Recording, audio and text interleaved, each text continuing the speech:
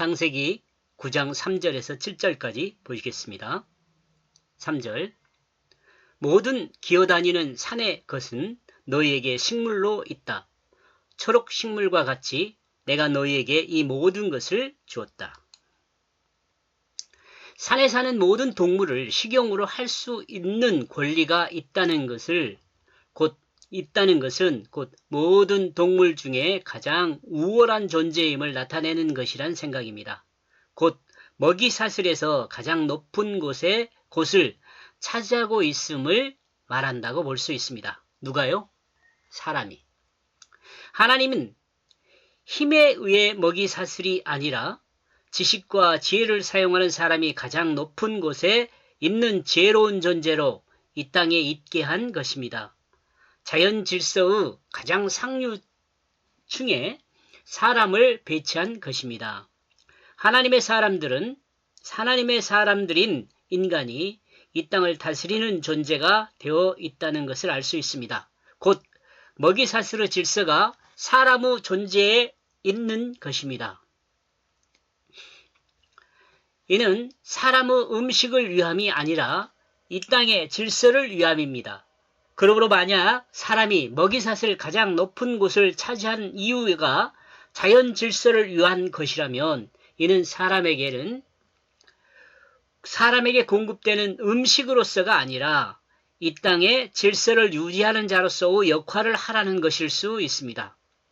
모든 자연의 각각의 조건들이 각각의 기능을 잘 발휘할 수 있도록 관리하는 차원에서 사람이 감당해야 할 역할을 드리는 것이라 할 수 있습니다.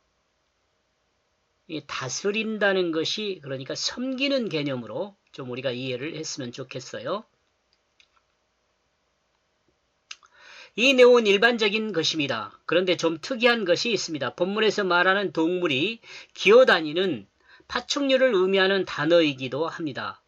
구약에서 동물은 이 한 단어를 사용합니다. 창세기 1장 24절에서 레메스를 사용하는데 기는 것을 이르는 말로 동물을 말합니다. 그리고 말을 못하는 짐승이나 가축을 의미하는 단어로 베헤마, 창세기 8장 2절가 있고 또 살아있는 생물을 의미하는 하이가 있습니다. 이 세 가지 단어의 크기를 생각하면 생명 곧 살다의 의미를 가진 하야가 가장 크고 다음은 기는 것이라는 의미의 레메스이며 다음은 짐승이나 가축을 의미하는 베마입니다. 사람도 이 하이에 포함된다고 볼 수 있습니다. 창세기 7장 21절 부분 참고하셨으면 좋겠습니다. 이런 의미에서 본문의 레메스는 기는 것이란 동물은 베헤마보다는 넓고 하이보다는 좁은 동물에 관한 단어라고 볼 수 있습니다. 이런 점에서 산에 사는 레메스는 구체적인 정결한 생물과 부정한 생물에 대한 구분이 되지 않은 상태의 광의적 의미라고 볼 수 있습니다. 이렇게 볼 때 노아 때 공룡을 사냥했을 수도 있다는 생각을 해봅니다. 참고로 3절 다시 가서 보면은요, 이 모든 것을 식물로 주었는데 태초에 아담과 하와에게 준 그 음식은 과일이었잖아요. 근데 이 에덴 동산의 과일. 근데 여기는 지금 그 동물과 식물을 같이 이야기하고 있다는 점에서 우리가 좀 묵상을 해봤으면 좋겠습니다. 4절 그러나 확실하다. 너희는 고기를 피채 먹지 말라. 3절의 말씀을 묵상할 때 사람이 가장 귀하게 생각해야 할 것은 곧 생명입니다. 이 땅에 존재하는 모든 생명을 조화롭고 질서 있게 존재하게 하도록 인간은 행동해야 한다는 것입니다. 생명의 존재와 질서를 위해 사람의 살생이 허용된 것이라 할 수 있습니다. 무슨 말인지 알겠죠? 가장 상위층에 있는 존재로서 자기 마음에 오른 대로 한 것이 아니라 하나님이 창조한 질서를 잘 유지될 수 있도록 하는 차원에서 이 살생이라는 것이 허용되었다 이런 의미입니다. 정결한 생물과 부정한 생물의 구분이 없을 때부터 구분되어 지켜야 할 하나님의 질서는 고기를 피채 먹지 말라는 것이었습니다. 이 말도 이해가 가시죠? 정결한 것과 부정한 것을 구분하기 전에도 이 고기는 피채 먹으면 안 된다는 것을 이미 말씀하셨다, 이런 의미입니다. 이런 점에서 볼 때 인간에게 고기를 먹을 수 있도록 허용된 것은 이 땅에 존재하는 생명의 질서와 공존을 위해 허용된 것이라 할 수 있습니다. 이런 점에서 분명한 사실은 고기를 먹기 위한 살생은 잘못된 것이라 할 수 있습니다. 이런 점에서 인간은 이 땅에 존재하는 가장 지혜로운 피조물로서 이 땅을 아름답고 조화로운 생명의 터전으로 만들고 또한 유지할 수 있도록 해야 하는 책임과 의무가 있다는 것을 알아야 합니다. 예수 믿는 사람이 회복해야 할 모습입니다. 이것이. 이러므로 인간의 주식은 곧 생물이며 동물이 아니라는 점도 분명히 알아야 합니다. 인간은 그러므로 땀을 흘리며 농사하여 식물을 공급받는 것을 삶의 기본으로 알아야 한다고 봅니다. 축산업이나 어류, 양식업은 성경적인 근거로 볼 때 정상적인 생업이 아니라고 볼 수 있습니다. 이는 인간의 욕심에서 드러난 변형적 산업의 일환이라 볼 수 있습니다. 이와 같은 양식과 축산업을 통한 사람들의 생각은 사람도 이와 같이 할 수 있다는 엉뚱한 생각을 하게 된다고 보고 있습니다. 사람도 이와 같이 할 수 있다는 엉뚱한 생각이라는 것은 무엇이냐면 유전자 조작이나 이런 것들을 통해서 사람을 대량 생산하는 그런 생각을 하고 있다는 거죠. 5절 그러므로 확실하다. 너희의 이 생명의 그 피를 내가 그 살아있는 짐승을 찾아 그 손에서 찾을 것이다. 그리고 나는 그 사람에게 요구할 것이다. 그 사람의 손이 그 사람의 형제이면 나는 요구할 것이다. 그의 그 생명을. 이 땅에 사는 하나님의 백성이 가장 소중하게 생각해야 할 것은 생명입니다. 그리고 이 생명은 이 땅에 존재하는 모든 것의 생명입니다. 땅속에 있는 생물이나 식물이나 동물이나 또한 물속의 생물 등 모든 생물의 생명은 소중하게 생각해야 합니다. 이런 점에서 자연을 보호하는 것과 자연을 하나님이 주신 상태로 유지하는 것은 곧 하나님의 백성으로서 행해야 할 기본적인 것이며 당연한 것이 됩니다. 이 땅을 사람이 원하는 대로 변형하고 자기의 유익을 위해 어떻게 해도 된다는 것이 아닙니다. 하나님이 주신 그대로를 유지하고 관리하여 다음 세대에게 위임하는 것이 되어야 합니다. 그리스도인이 이 땅에서 할 수 있는 것은 잘 유지될 수 있도록 관리하고 돕는 것입니다. 이것이 그리스도인이 이 땅에서 생명을 향하여 할 수 있는 일입니다. 또한 해야만 하는 일입니다. 자연을 파괴하는 사람은 자연을 파괴한 자연에 의해서 그 책임을 묻는다고 하나님은 분명하게 말씀하고 있습니다.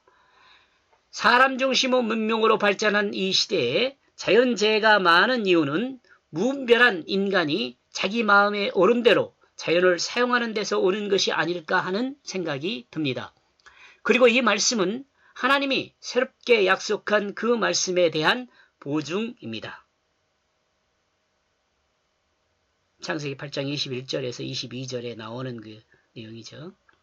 6절 사람이 사람의 피를 흘리면 그 사람이 그 사람의 피를 흘리게 하게 될 것이다. 이 림이라고 되어 있네. 람입니다. 왜냐하면 그가 하나님의 형상으로 지음을 받았기 때문이다. 그러므로 이 땅의 질서를 유지하게 할 사람은 참으로 중요합니다. 특히 이 땅에 하나님의 질서를 유지하고 행할 하나님의 백성은 정말 중요한 사람입니다. 이 땅에서 가장 소중한 사람은 하나님의 질서를 행하는 사람들입니다. 곧 하나님이 창조한 우주 만물을 유지하고 관리하는 아름다운 사람입니다. 이들은 모두 하나님의 형상으로 지음받은 이 땅의 그 어떤 피조물보다도 존귀한 자들입니다.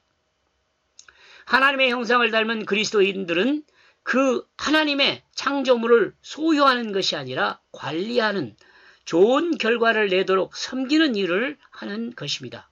그런데 이와 같은 사람들을 무시하는 사람들은 결국 사람들의 무시를 당하게 될 것입니다. 이것이 하나님이 정한 질서입니다. 이 땅에 참된 가치를 모르는 사람은 참된 가치를 인정할 수밖에 없는 세대가 오게 된다면 그들의 잘못은 분명하게 드러날 것입니다. 참된 가치의 질서 안에서 섬기는 자들로부터 정죄함을 받게 될 것입니다. 7절 그러므로 너희는 결심하라. 그리고 이 땅에 가득 차게 증가하라. 그리고 그 안에서 증가하라. 이 땅에 가득 차게 증가하라는 하나님의 축복은 두려움 가운데 떨고 있는 노아의 가족들에게 큰 위로를 주었을 것입니다. 구원받는다는 기쁨은 잠시 광활한 대지 위에 한 가족으로 이 땅에 남겨진 노아의 가족들은 공허한 상태였을 수 있습니다. 더 나아가 정말 절망과 두려움에 휩싸여 있었을 수 있습니다. 그러므로 하나님은 이와 같은 처지에 있는 노아와 그의 아들들에게 희망을 가질 수 있는 미래를 보장하고 있습니다. 곧 새로운 꿈을 꾸고 하나님의 역사를 기대할 수 있게 한 것입니다. 이것은 이들에게 큰 소망이 되었습니다. 이것은 곧 온 지면을 물로 쓸어 닦아내버렸던 하나님께서 노아의 가족들을 통해 온 지면을 가득 채우려는 꿈을 가진 것을 드러낸 것이라고 생각합니다. 그리고 하나님은 이 꿈을 노아의 아들들에게 선포하고 있습니다. 이는 곧 하나님께서 노아의 가족들을 하나님의 꿈을 실현할 아름다운 가족으로 여기고 있음을 선포하는 것입니다. 하나님이 창조한 피조물로서 이 땅에서 온전하고 분명한 가치를 가지고 사는 사람이 되려면 그리스도인이 되어야 합니다. 하나님이 창조한 피조물을 잘 관리하고 또한 질서를 유지할 수 있도록 돌봐주는 일을 하는 그리스도인이 되어야 합니다. 또한 그리스도인은 이와 같은 하나님의 종을 증가시켜야 합니다. 하나님의 종들을 증가시켜야 합니다. 그리스도인은 이와 같은 하나님의 종을 증가시켜야 한다는데 피조물을 섬기는 피조물을 관리하는 하나님의 종들을 말합니다. 만물이 소생하고 꽃이 피는 봄을 맞이하여 하나님의 종된 그리스도인으로서 그리스도인은 무한한 책임을 가져야 합니다. 그리고 부족한 힘을 더하여 하나님이 창조한 우주 질서를 유지하는 데 힘을 더해야 할 것입니다. 이와 같은 과정에서 첫 번째로 부탁한 말씀이 생명을 존귀히 여기라는 것입니다. 생명을 존귀하게 여기라는 것입니다.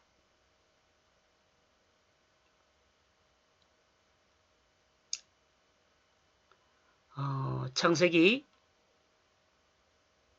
9장 3절에서 7절까지 말씀의 중심 내용은 하나님은 그 생명의 피를 흘리게 한 자에게 그 생명의 피를 요구한다고 하셨다라고 정리했습니다. 고맙습니다.